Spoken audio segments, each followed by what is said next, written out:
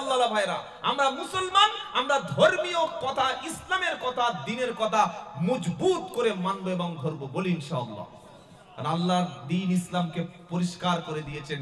আর আমাদের ইসলাম ছাড়া অন্য কোন মন্ত্র তন্ত্র মতবাদ মানলেই ক্ষতিগ্রস্ত হব।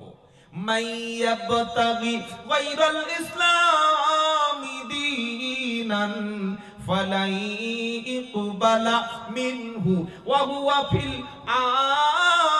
আখিরাতি মিনাল খাসিরিন।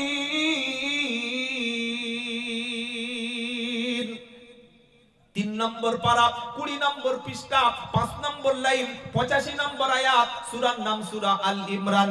আল্লাহ বলছেন মাই ইয়াবতাগি গায়রাল ইসলামি দীনা, জীবন ব্যবস্থা হিসাবে, মনোনীত ধর্ম হিসাবে, জীবনের সিস্টেমটা হিসাবে, ধর্ম হিসাবে ইসলাম ছাড়া অন্য কোন মতবাদ, অন্য কোন তরিকা, অন্য কোন পদ্ধতি, অন্য কোন জীবন ব্যবস্থা ইসলাম ছাড়া যদি কেউ ধারণ করে, যদি কেউ মেনে নেয়, যদি কেউ আমল করে, যদি কেউ চলতে থাকে, আল্লাহ বলছেন ফালাই ইকবালা মিনহু, আমি কিয়ামতের দিন তার কোন আমল কবুল করব না, তার দিন কবুল হবে না, তার দান কবুল হবে না, তার স্যাক্রিফাইস কবুল হবে না, তার সামাজিক ভালো কাজ কবুল হবে না, তার চ্যারিটি ট্রাস্ট কবুল হবে না, তার সরকারি অনুদান কবুল হবে না, তার কোন কাজ আমি আল্লাহ কবুল করব না। কখন কবুল করব না? যখন ওই ব্যক্তি ইসলাম ছেড়ে, দিন ছেড়ে অন্য ধর্ম, অন্য মতবাদ, অন্য ইসলাম, অন্য কোন পদ্ধতি তালাশ করবে, আমি আল্লাহ কবুল করব না।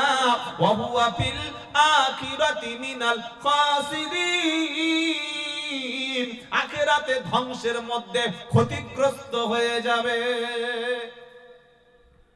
অনেক মুসলমান বলে ইসলামও ভালো, খ্রিস্টান ধর্ম ভালো, ইসলামও ভালো, আবার ওই জৈনদের ধর্ম ভালো, ইসলাম ভালো, শিখ ধর্ম ভালো, সব ধর্ম তো ভালো কথা বলে। এটা কুফরি কথাবার্তা, এটা মুনাফিকির আলামত যে সব ধর্মে ভালো আছে। আপনি মুসলমান, আল্লাহর মনোনীত জীবন ব্যবস্থার নাম হলো ইসলাম। ইসলামকে চুজ করেছেন কে? আল্লাহ। ইসলামকে সিলেক্ট করেছেন কে? আল্লাহ। কোথায় আছে?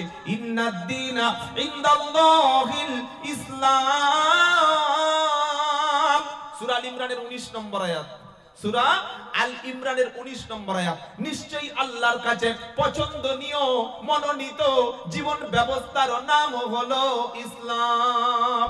সুবহানাল্লাহ বলেন।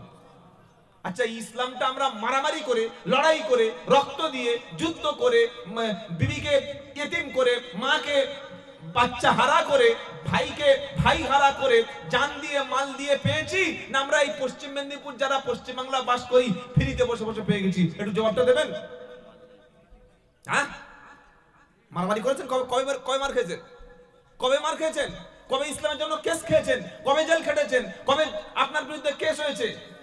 ফ্রিতে পেয়ে গেলে সে জিনিসের কোনো দাম থাকে না। যদি আপনার হাতটা ইসলামের জন্য কাটা যেত, আমি আব্দুল্লাহ জুবায়ের আমার বক্তব্য করার জন্য যদি ঠ্যাং কেটে নিত, কান কেটে নিত, 5টা থানায় মামলা হতো, আমাকে ফাঁসির আসামি করা হতো, আরেকটা হুজুরকে যদি শুলে চড়িয়ে দেয়া হতো, আরেকটা বক্তাকে যদি আগুনে পুড়িয়ে দেয়া হতো, আজান দেওয়ার জন্য মুয়াজ্জিনকে যদি মুন্ডুচ্ছেদ করা হতো, তাহলে সেই ইসলামটা আমাদের কাছে দাম থাকতো। আমাদের আলেম ওলামারা ধরে ধরে বলছে, ধরে ধরে ডাকছে, হাতে ধরছে, পায়ে ধরছে, মসজিদের পাশে পায়ে ধরছে, খাবার দিয়ে ডাকছে, মাদ্রাসা থেকে ডাকছে, জমিয়ত থেকে ডাকছে, ওলামারায় ডাকছে। কে কার ডাক শুনছে? হ্যাঁ বলছে, বলুক কি দাম আছে। ইসলামটা আমি ফ্রিতে পেয়েছি, কষ্ট করতে হয়নি, আমার কোনো কোরবানি নেই, আমি ফ্রিতে পেয়েছি, তাই কোনো দাম নাই। কিন্তু আমি প্রথমে বসে শুনিয়েছি যে ইসলামটা পশ্চিম মেদিনীপুরের এই পিংলায় পৌঁছাতে হাজার হাজার ওলামায়ে কেরাম, হাজার হাজার সাহাবায়ে কেরাম, হাজার হাজার ওলামায়ে কেরামদেরকে কুরবানি করতে হয়েছে, জীবন কুরবান দিতে হয়েছে। ইমাম আজম আবু হানিফা রাহমাতুল্লাহ আলাইহি মৃত্যু কোন জেলখানা, কোন দরবারে মৃত্যু হয়নি, গদির উপরে হয়নি, মাজারে মৃত্যু হয়নি, ঘরের কোণে মৃত্যু হয়নি। তার শাহাদাত কোথায় হয়েছে? জেলখানার মধ্যে বিশ্বনবী মুহাম্মদ মুস্তাফা সাল্লাল্লাহু আলাইহি সাল্লাম দ্বীনের প্রচারের জন্য ঘরে থাকতে পারেনি। 350 কিলোমিটার দূর মক্কা থেকে মদিনায় পৌঁছাতে হয়েছে, সেখানে তাকে দেশ ত্যাগ করতে হয়েছে, হিজরত করতে হয়েছে, তবে আজকের ইসলাম পেয়েছি। সকলে বলুন যে আমার ধর্মের নাম ইসলাম, আর আমি পরিপূর্ণ ইসলাম মানব বলি ইনশাআল্লাহ। আল্লাহ পাক শোনাচ্ছে, ইয়া আইয়ুহাল্লাযীনা আমানু দুখুলু ফিস-সিলমি কাফা ওয়া লা তাত্তাবিউ খুতুওয়াতিশ শাইতান ইন্নাহু লাকুম আদুউম মুবিন। দ্বিতীয় পারা 11 নম্বর পৃষ্ঠা 8 নম্বর লাইন 208 নম্বর আয়াত সূরা বাকারা। আল্লাহ বলছে, ও বিশ্বাসী ইমানদারেরা, উদুখুলু প্রবেশ করো, ফিস-সিলমি ইসলামের মধ্যে, আনুগত্যের মধ্যে, কাফা পরিপূর্ণভাবে প্রবেশ করো।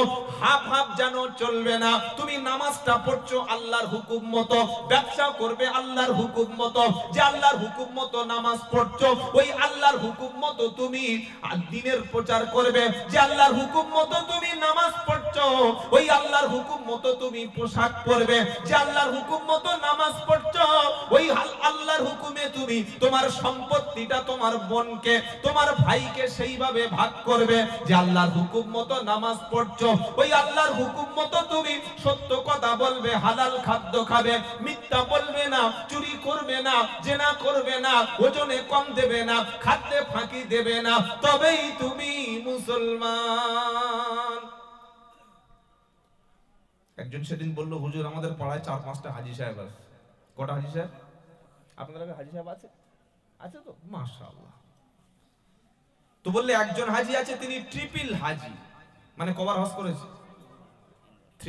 3বার ট্রিপল হাজী। এই বললাম খুব ভালো, আলহামদুলিল্লাহ, আল্লাহ যেন ওনাকে হায়াতে তৈয়বা দান করে। বলছে আমিন, খুব জোরে আমিন বললেন। বাবা বলবেন কি, যে হাজী সাহেবটা 3বার হজ করেছে তার সোর্স অফ ইনকামটা কি ছিল, তিনি কোন টাকার উপরে ভিত্তি করে, কিসের ভিত্তিতে গিয়ে হজ করে এসেছে?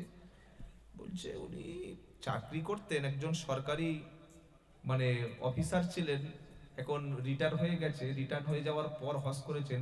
তবে ওনার যে সম্পত্তি, এই সম্পত্তিগুলো অনেক জবর দখল করে, জোর জুলুম করে দখল করা সম্পত্তি আছে।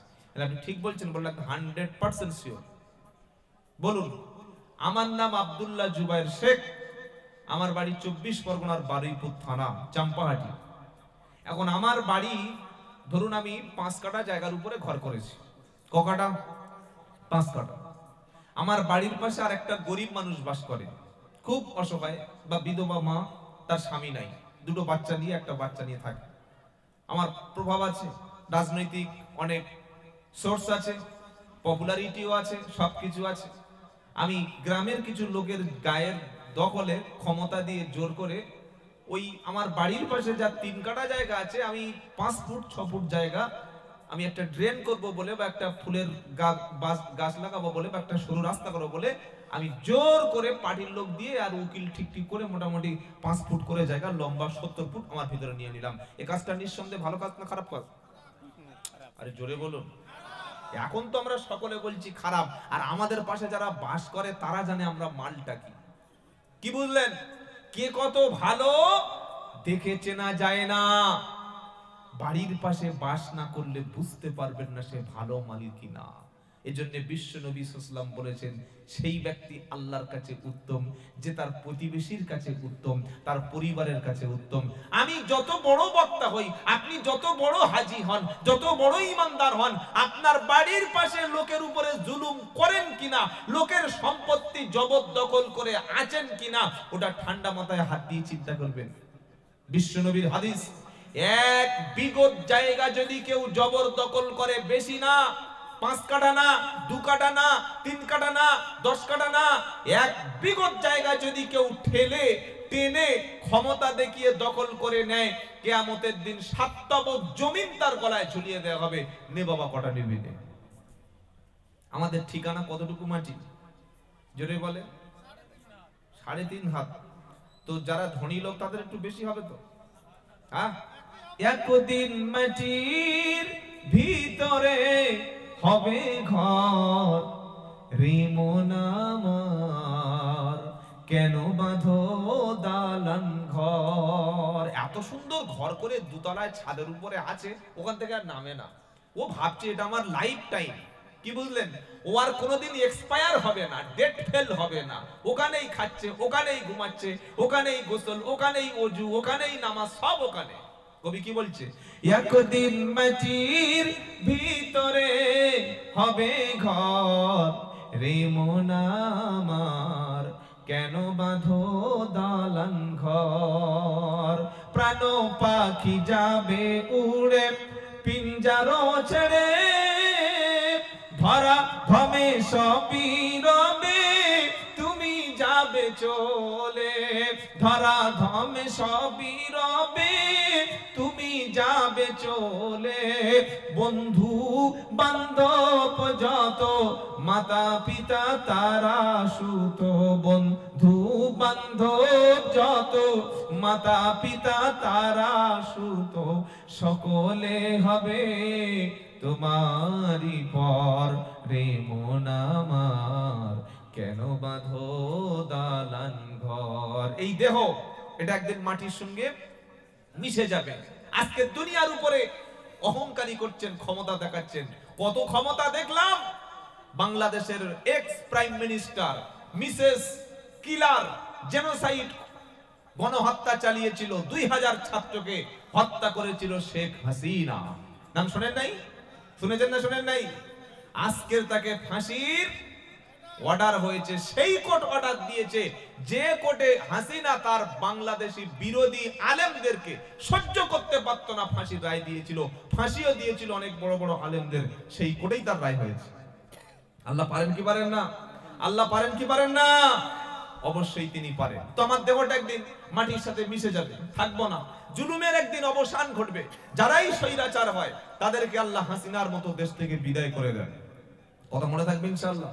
দেহ তোমার চর মোচর, দেহ তোমার চর মোচর, গলে পৌঁছে যাবে মাটির সাথে সবই কিছু মিশে তোমার রবে। মুন্ডু মেরুদণ্ড সবই হবে খণ্ড খণ্ড, মুন্ডু মেরুদণ্ড সবই হবে খণ্ড খণ্ড। মাটির উপরে পড়ে রবে সব, রে মন আমার কেন বাঁধো দালান ঘর। বাবাজিরা